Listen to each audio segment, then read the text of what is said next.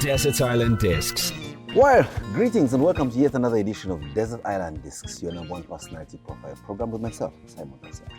On the program this evening, there's a very interesting gentleman with us to share his life story, who, by way of description, prefers to call himself a social entrepreneur. Now, I asked him to give me a little bit of detail of what that is, and he simply put it this way: a guy that looks at society's problems through the lens of business. Now, make no mistake, he's not out to solve those problems, but rather to make a killing out of them. Andrew Kristian Agaba, or you prefer to call yourself in a more, remixed way of Andy Christian, and the Christian is with a K. That's Welcome correct. to the program. Thank you, Simon. It's an honor to be here.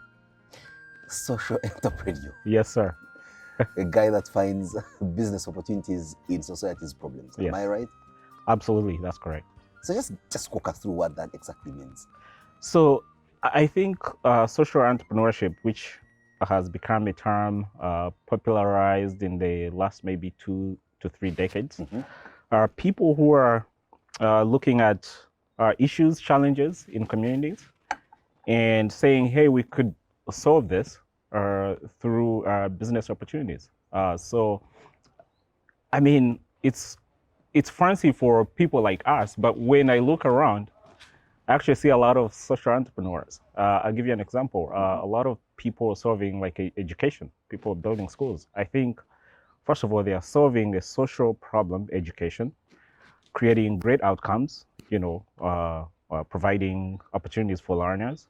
And then, of course, jobs for teachers. But of course, there's employment opportunities for teachers, and they're the whole sustainable. value chain. Yes. Yeah, the whole value chain. Guys who produce the food, the guys that provide the furniture, Yes. the guys that do the actual building Yes. and maintenance of schools. Yes. So those are social entrepreneurs. We get called that because, maybe it's not a select group of people, really. But I thought then that's just simply a businessman. Because, at the end of the day, anyway, At that's what business is. the end of the day, think about this. There is social community, then there is entrepreneurship, which is make money, be profitable, and create that virtuous cycle that typically is good for businesses to outlive a year or 2 years or outlive you. And so yeah, they are business people. But some Morris will then argue that why don't you simply look at society's problems and offer a solution and call it that, as opposed to, say, a business opportunity? Or you now stop the pretense about it?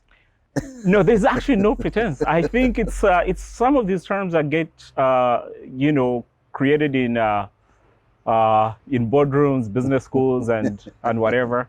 But there is advantages for that because you think about it.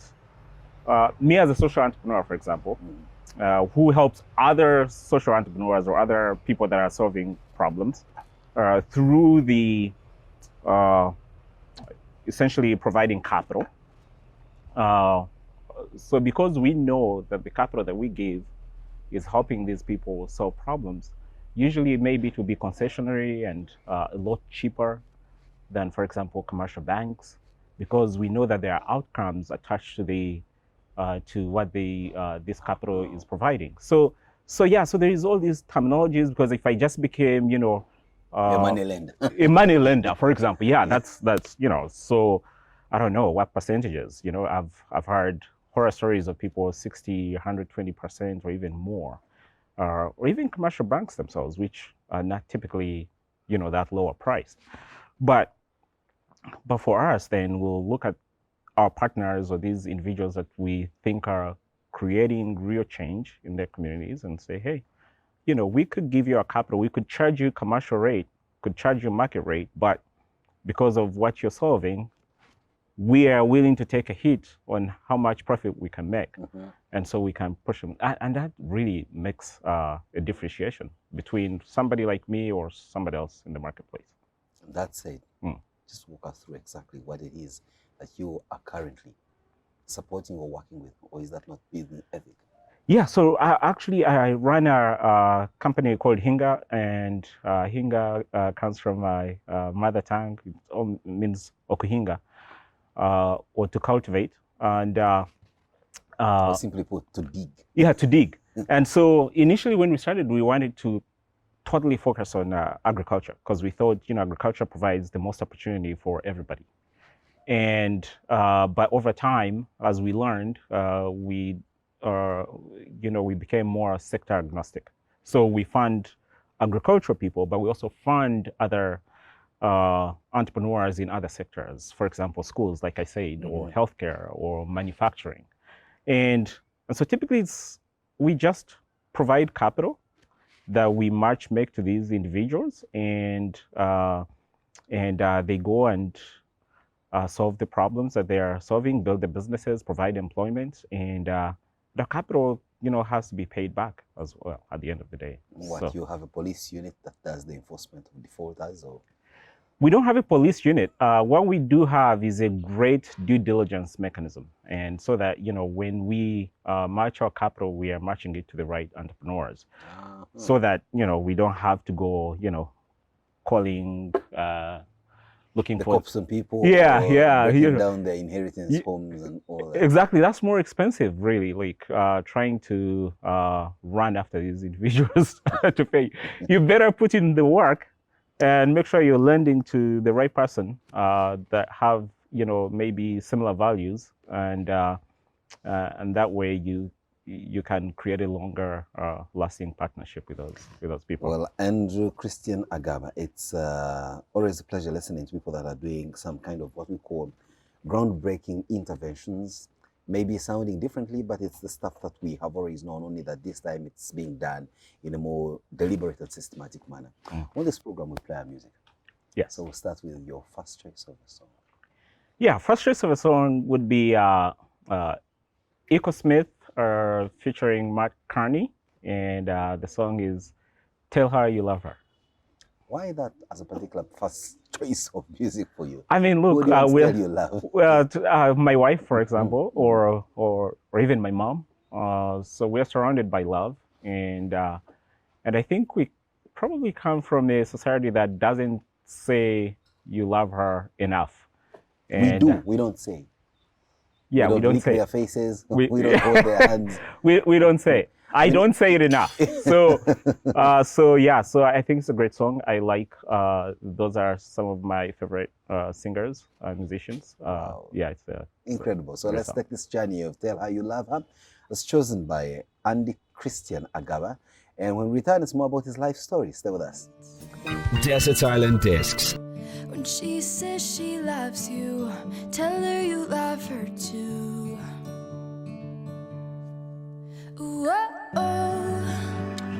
Well, here we are. I'm sure you've just enjoyed yourself with that track and picked a leaf or two from the lyrics therein. Andy. Yes. But who are you? How were you born? When were you born? To whom were you born? I was born to a single mom. My mother, she's married. Let me just get this right. Yes. See, when you say, I think the only guy I can comfortably say has born to a single mom is a guy like Jesus. Okay, yeah. So actually, it's true. My father was killed just before I was born, and my mother, she's always been single. So why don't we refer to her, even though it may sound a bit derogatory, but she's a widow? Yes. Because a single mom, I want to believe it means differently, that the guy responsible for the progeny is in fact alive, but not present. Actually, I don't think you will get to the bottom of... It's not mine to tell your story. You tell your story. In any case, my mom was single as I grew up, and I never had the chance to meet my father. I was born in 1979 in June, and I was born in Bushenyi, and raised by that single mother and the entire village. Actually, the village raised me, Simon, because I think actually my childhood is a little bit traumatic for a kid, because from the age of 4, maybe 4, my mom was always, single women trying to make ends meet. Exactly. Trying to raise all these kids. Did you have other siblings? I had siblings. Older than yourself? Older than me, yes. Okay.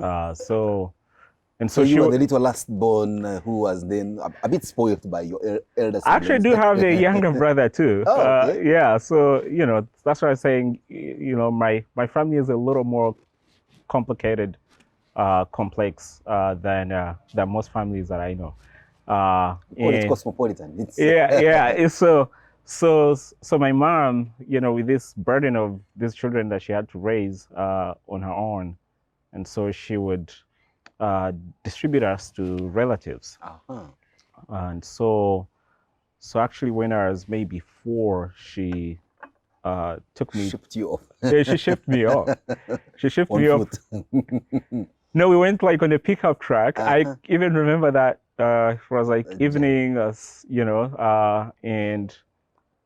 it was exciting because you're going on a vehicle and you're thinking like, okay, this is gonna be fun forever, and then she dropped me off to this family, which was my stepmother's family, and we're there because obviously you're 4, you don't know what's going on. Mm-hmm.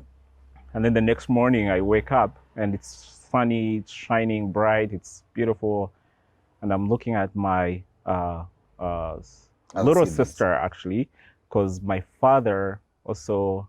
So I have a sister who we're exactly the same age, from my stepmom. And so I'm looking at her, I'm waking up and I'm like, yeah, where's mom? But had you met her before? Yeah. No, I hadn't. That was the first time. I was like, apparently I'd met them before when I was little. They took me for baptism and things like that. And I'm like, where's mom? Where's my mother? She's like, oh, she's gone. Gone. What do you mean gone? Gone where? Of course, I'm asking another 4-year-old. Exactly. Like, so it turns out that I was just essentially really dumped there, and then that became my story for like the next 6-7 years. From that day. Yeah, from that day, because 6-7 years without seeing real mom. Yeah, she would come maybe for a couple days. Check on you. And then go back. Yeah, and go back, and then shipped off from my stepmother, and because I had developed like a massive wound in the village that almost, I think in hindsight I could have lost my leg, hygiene and all that kind of stuff, and then that wound was created as a result of little juvenile picadillos, or it was a deliberate injury inflicted on you as part of the treatment? No, actually, that's the thing. Like my stepmom, she was like the sweetest person. I've heard like horror stories from people with stepmothers. From hell. Yeah, stepmothers from hell. From that. She was the sweetest person you ever met. I don't even remember any day that I was mistreated. She even poked you on the forehead. Yeah, she just treated me like her own. But the injury was inflicted by my older brother from her. Out of accidental playfulness. Accidental playfulness, which was a little bit kind of like vengeful because we were. What had you done? What had you reported him of? So we had these. We used to call them bearings, like these little wheelbarrows that you make with wheel bearings. Exactly. And so we had that, and I think in the evening we were pushing that. And so we had like a neighborhood kid, I don't remember who that kid was. And so 2 of us would, each person handle the handle, and then push one of the guys, and they get their ride. But remember, I'm just 4.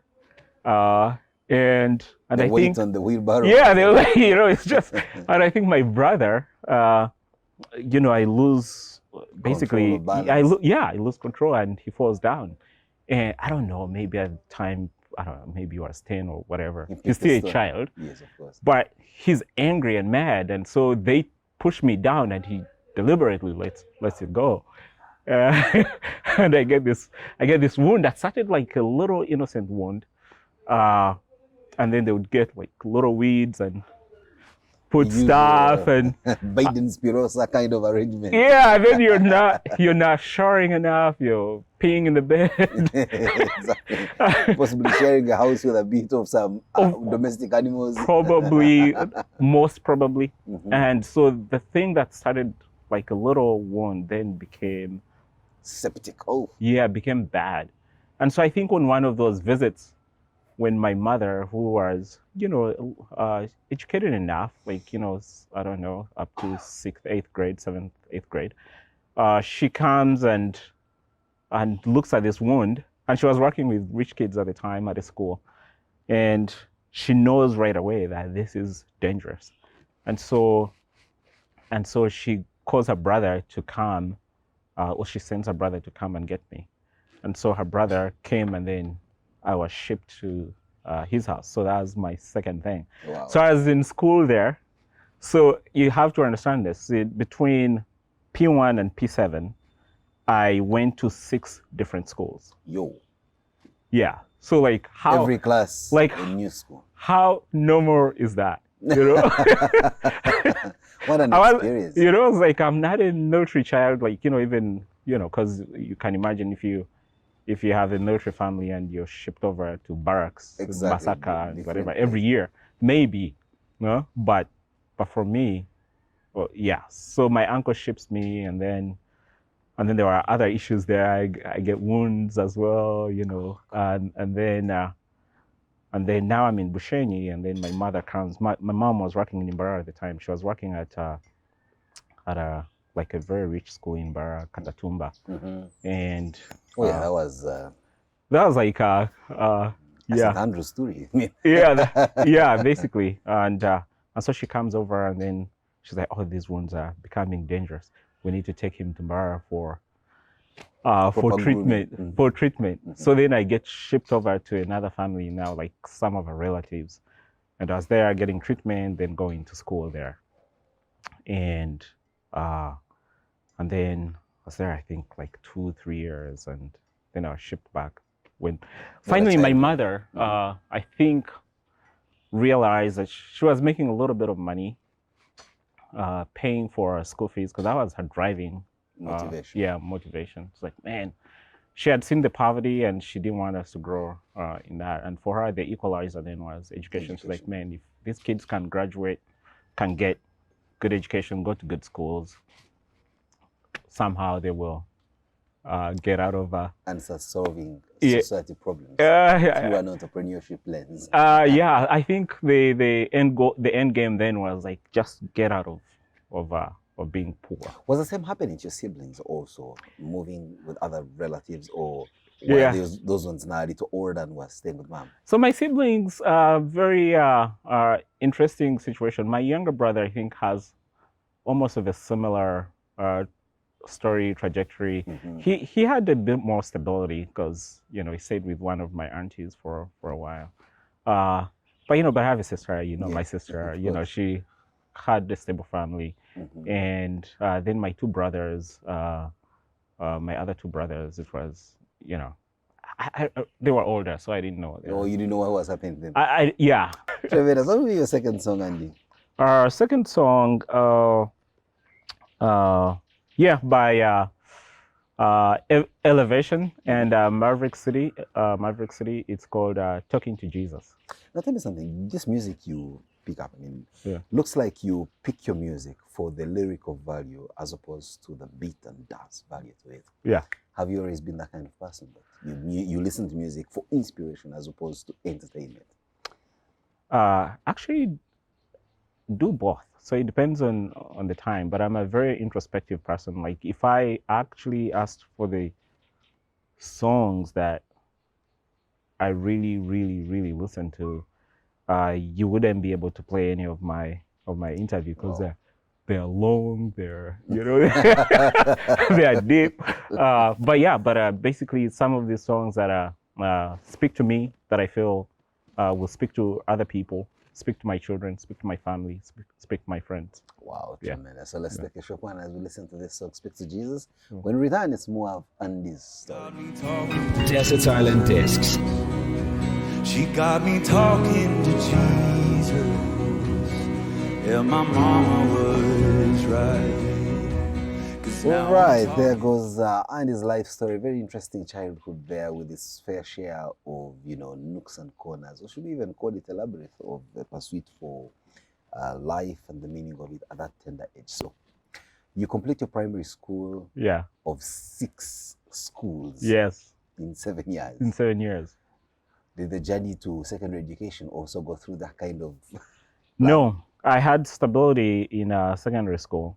because then it's boarding school. You go in there and log in. Yeah, boarding school. I was so happy to go to boarding school. Uh-huh. And so I went to St. Joseph's in Imbara. We used to call it Jovok. The And- vocational school The vocational school. that was offering secondary education. It was offering secondary education. You have to know though. And a bit of priestly demeanor and dynamic. Hardly. Really? Hardly. People thought that, but I think was we a are the facade. most liberal school in the country after Namasagali. Hands down. No. Yeah. I disagree. I mean, Across the river was another school, and I'm sure you know what I'm talking about. In the Ontario same- was not that liberal. Really? I mean, it was just a school of rascals and Okay. And if you intend to have this interview go on to logical conclusion, the path you're taking is going to be very detrimental to all right. I will, School of Rascals. You don't know what you're inviting yourself into, but that said, how would you say that school of yours was liberal?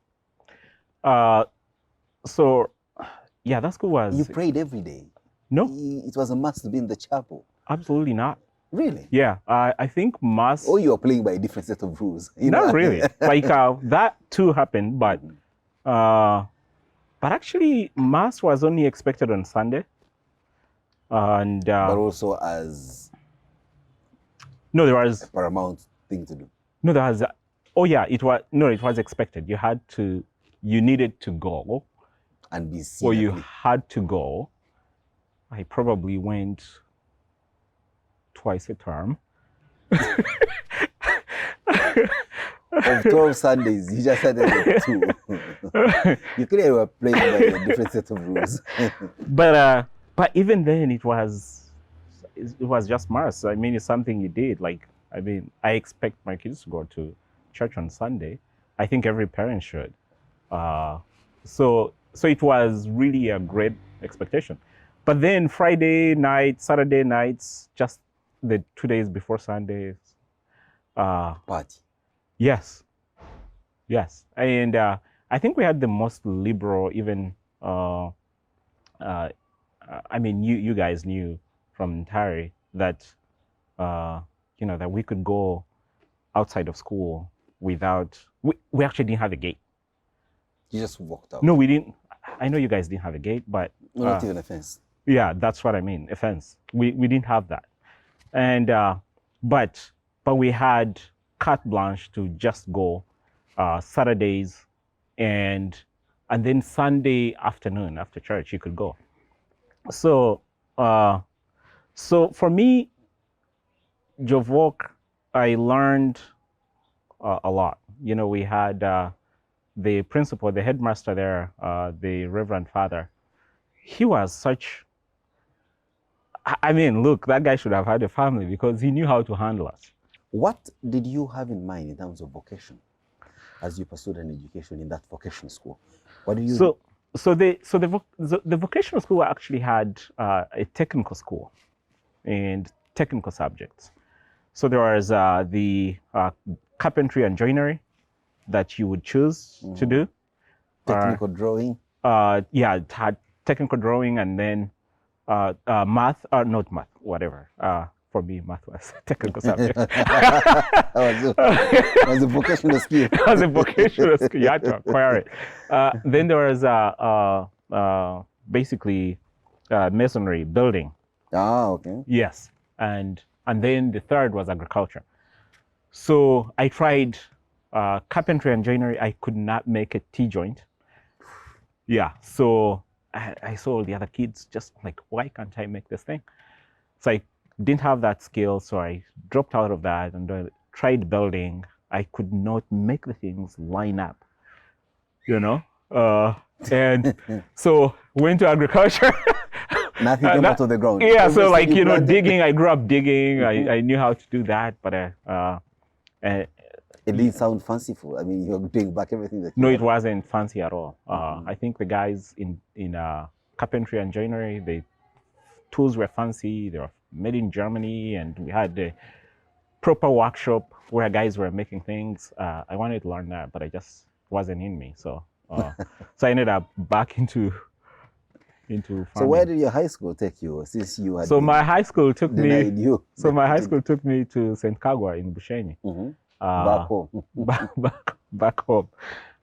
And I won't say much about that. But so my mom, first of all, that turned out to be something that I dreaded, something that I didn't want, but something that needed to happen.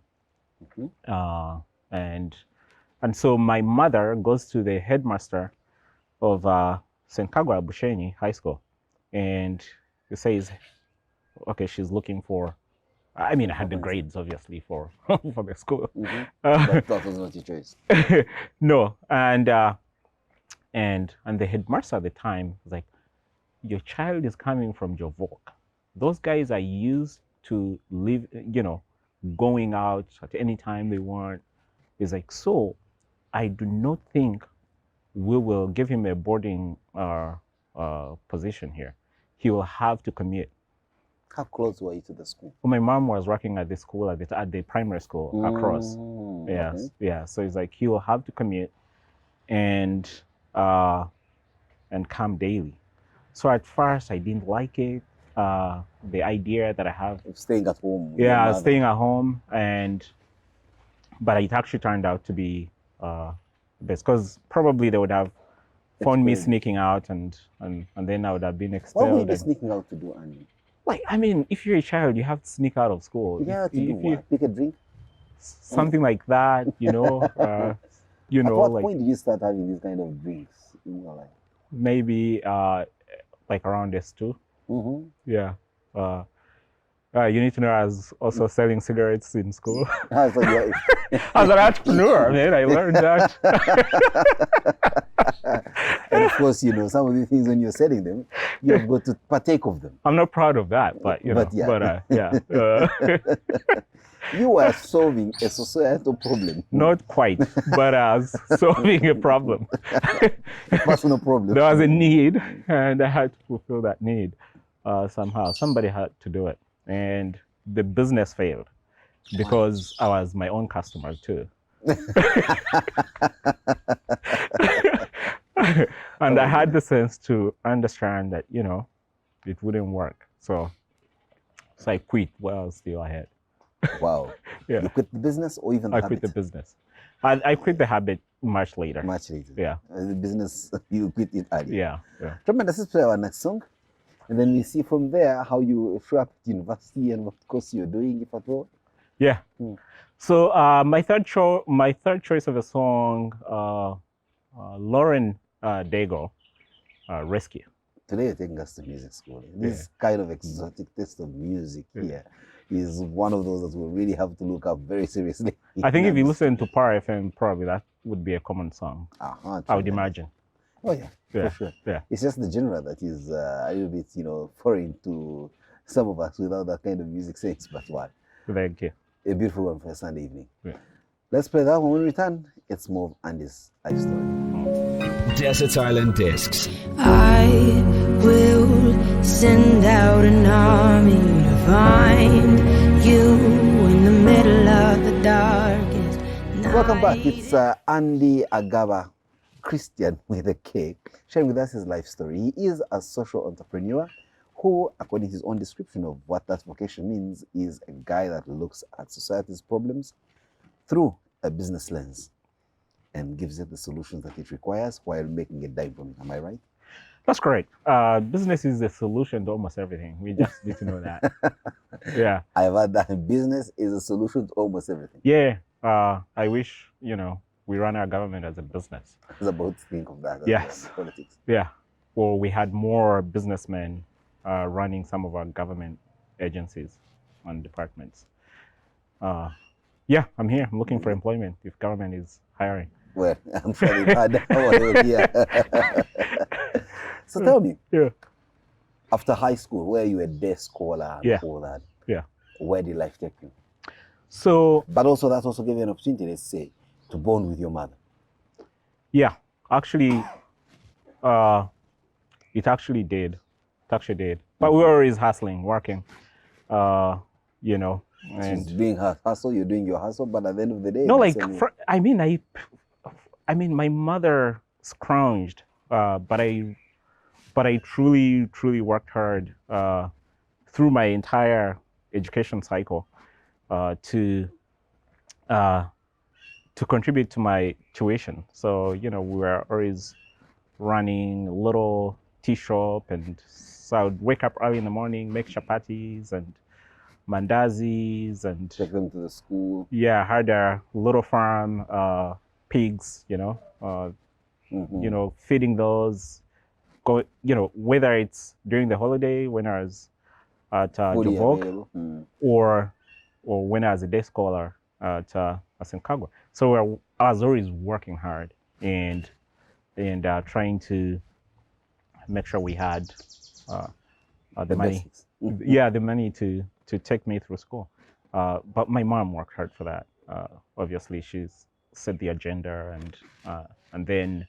But that's how I got introduced to business. Because behind all of that, I knew that the chances that I was getting, like a lot of other kids Mhm. that I knew or were not getting that. Like for me, like in my circle, I was going to Jovok. Jovok was like 3 times beyond our means. Seriously, like you know, Senkagwa was In there. was a little more affordable, but still for my mom it was Again, way beyond her means. yeah.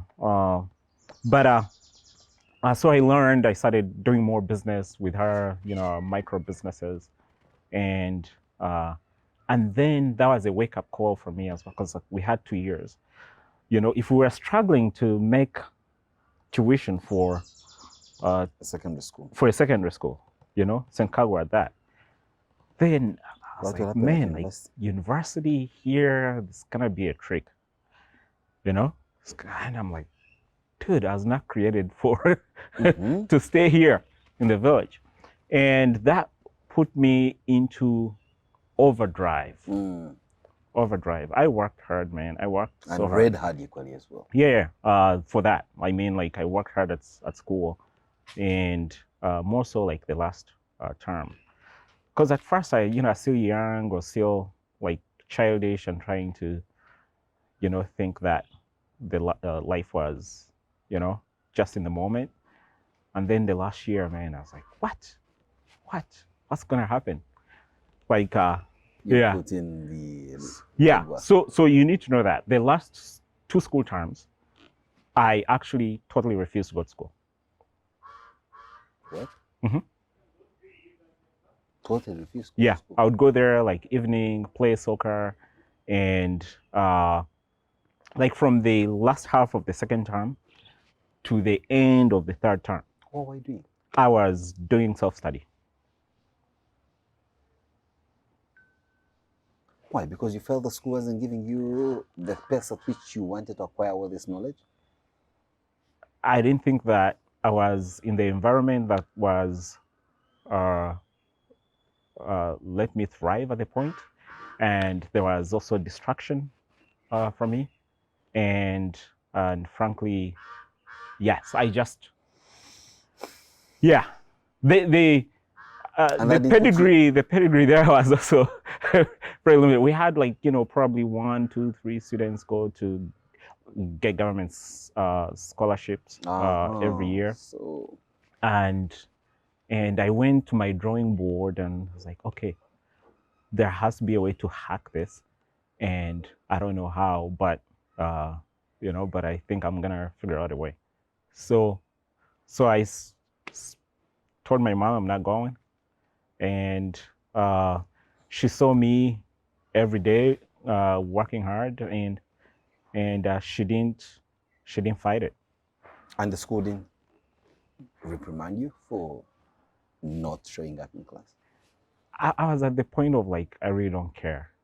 I've registered. I'll Yeah, still sit there anyway. yeah. I was like, and I think because my mom, I had this partnership with her at the point that she knew that I was You working. actually studied. And by the okay, so the other thing is that there is one kid who was pretty smart, but he didn't have money to go to school, and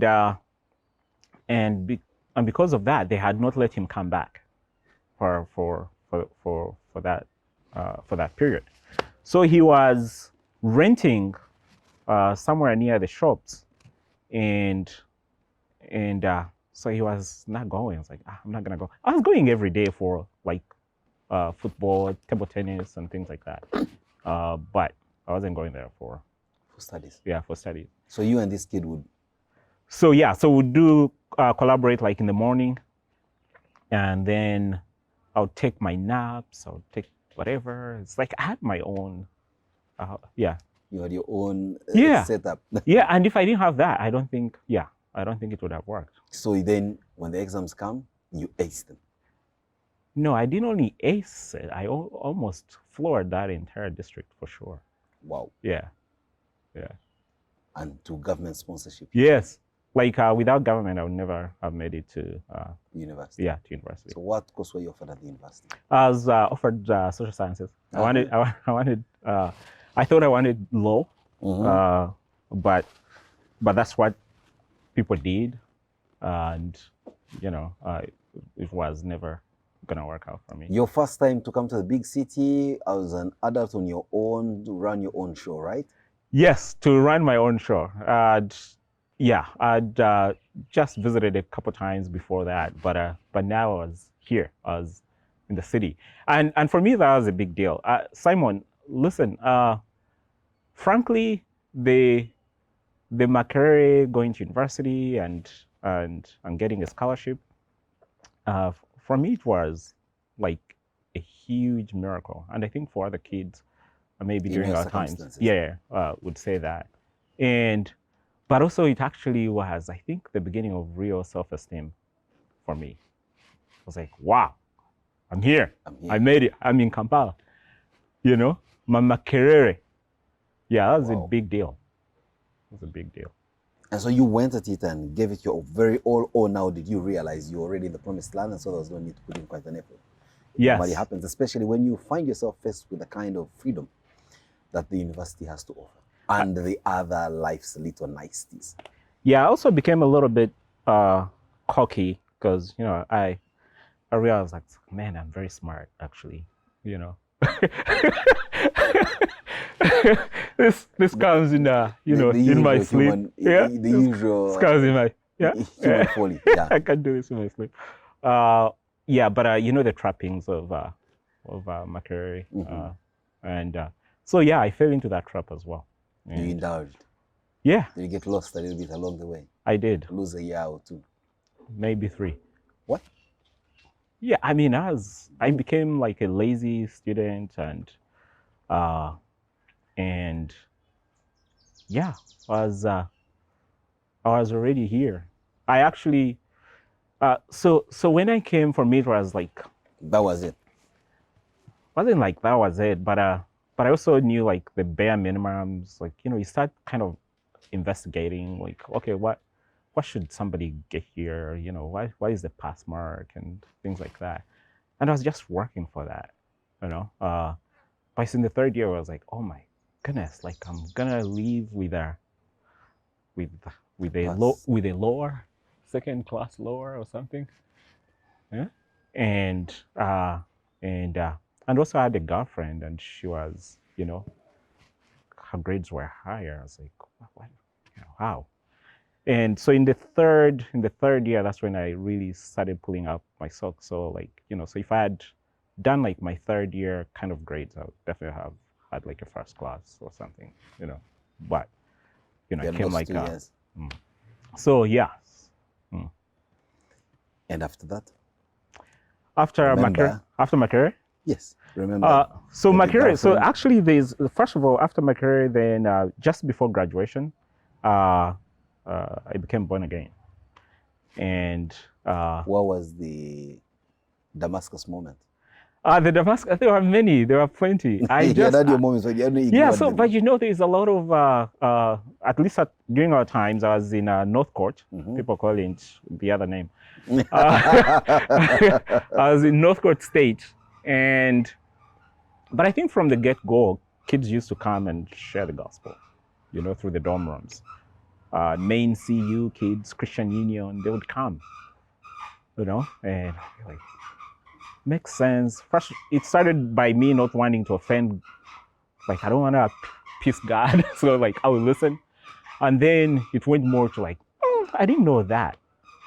I didn't know that. I didn't know this. What are you talking about? I had a Bible, but I never opened it, so I started opening that more with them. And then it started getting into, wow, actually, I think I believe, but I actually really don't believe, And then it became like, okay, I know I want to believe, but believing then changes everything. Then now I can't go to one day girl anymore. I can't do whatever. I'm like, come on. You have to let go of your girlfriend. Oh, yeah, like, please, God, wait, And but eventually, kind of go to that go to that moment of where I was like, okay, you've knocked on my door several times, and I've kept you up. And maybe this is the last time you're knocking, and I don't want to be in that position of where you're never gonna knock on my door again. So, but is it still in there? Yeah, still in there. Definitely. Yeah, much more. Not as like fiery as those first couple weeks or years and things like that, but it's there. The seed is there. It's grown. So I'm all the better for it. Wow, sounds very good. Yeah. And so you're born again. Yeah. You are concluding university. You have a job waiting for you, or it's now the worry of going back home to face the poverty you left. Yes. Square. Yes. So me and a couple friends of ours, of mine, we rented a place outside of Makerere, the side near MBI, Makerere Business Institute. And so this house, we shared rooms, shared whatever. And I'm like, listen, when I came, there was no going back. Dude, like Kampala was going to be hard, being on your own, but I felt like I had already experienced hardship. I mean, you could survive anyway if you bring it on, like, so it's not like it's not like it was gonna be easy, but it was gonna be hard. So we started, walking the streets, looking for jobs, and I remember there was this Indian company called MFI, computer company. So I went there to look for the job, and I went there with a friend of mine, and we took our applications. They had, they needed people to go work there. And so I went there by the way, I was very confident at the time because I did some things around Makerere. I was an entrepreneur at Makerere. I was running a print shop in my dorm room. I was running a payphone. So basically that stuff was already there. And so when we go to apply for these jobs, I wasn't given the job, but my colleague was given a job. I was like, what? You were given a job and I wasn't? I'm like, how? Did they read my thing? So I got the email of the boss. He was called Amini at the time. And I don't remember what I wrote, but I say, you probably made a mistake. I don't think somebody assessed my thing. Like, I'm surprised. Yeah. And the guy called me. He's like, come here on Monday. I want to see you. So I went on Monday, and went in there. He spoke with me for a couple of minutes, and he took me to one of the supervisors or managers or whatever. He was like, "Yeah, let this guy start." So, so I got a job. Started working. It was a hard job. Working for Indians is not an easy thing, but so I was in sales. So we're selling copiers and selling computers and selling all these other things. So within a month, I'd sold 2 photocopiers and sold,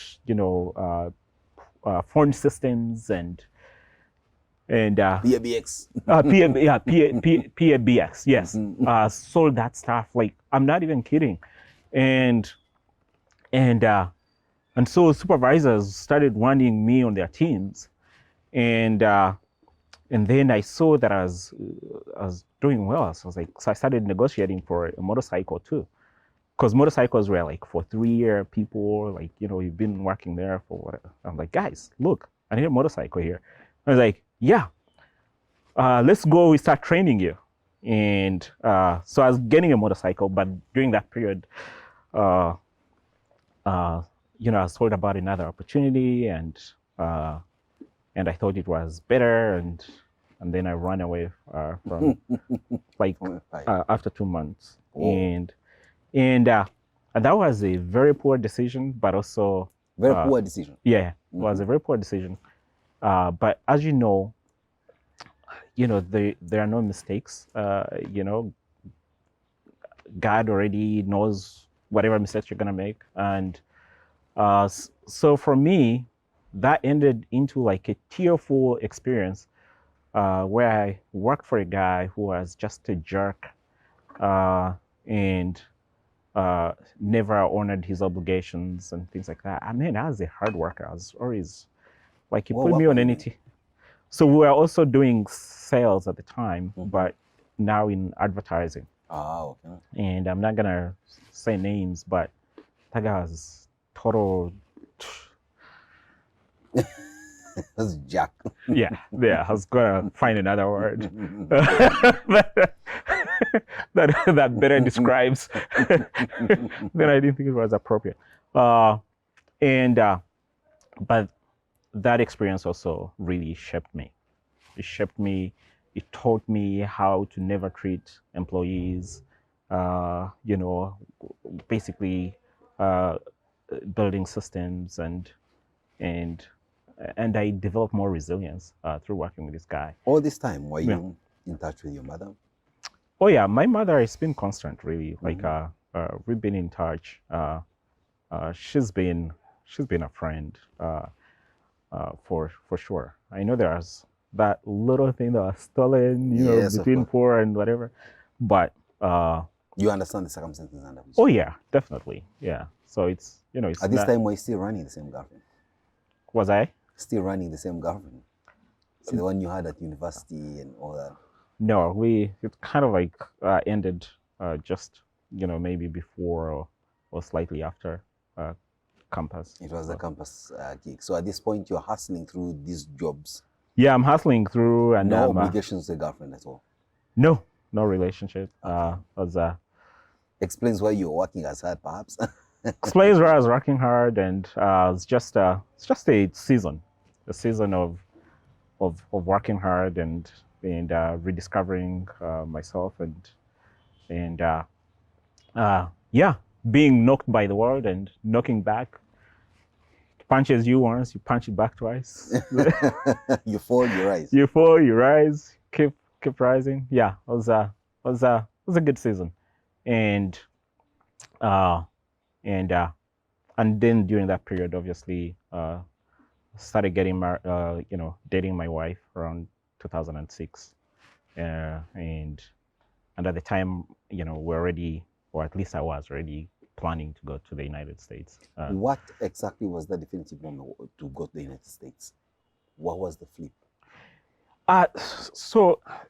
For me, I think coming from where I grew up is just kind of like, I want to see more. I want to discover more. Man, I've been limited by this or what's out there, and And the America, I think that the television and film and missionaries and whatever, the idea of America for me had just been one of those things like, that's promised land. If I can attain it, so, but also